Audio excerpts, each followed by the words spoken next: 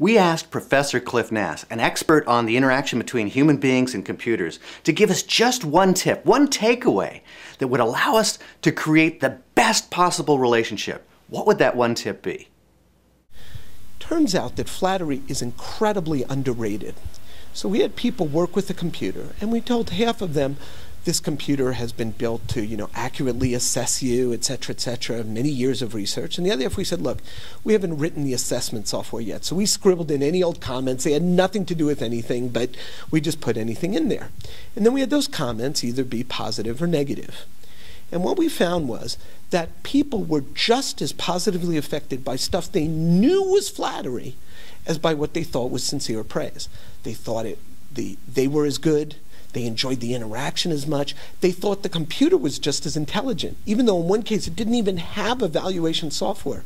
It was just as intelligent as the one that praised them. But when it came to criticism, we saw a very different pattern. People rejected the insincere criticism. They sucked up the insincere praise. In the words of the psychologist Cialdini, we are suckers for praise, but they're not suckers for criticism. So this gave us an insight that, in fact, if you praise frequently, people will think they're better, feel better, enjoy working with you more, and even more importantly, think you're smarter and you're better too. So this has implications for how we usually think about feedback in the workplace.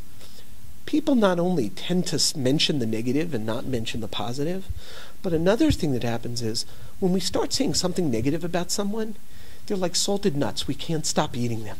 So we do more and more and more. But if you notice, when people praise, they tend to stop. So you don't hear people saying, that was a great job on that. You know what? It was also a great job on this, and you did wonderfully on this. But criticism, you screwed up this. Oh, and by the way, let me tell you 6 other things you did wrong. This is a very profound human impulse that we can understand from the way the brain works. But nonetheless, if we don't apply it properly with technology, we're going to miss, with technology and with people, we're going to miss out in both cases.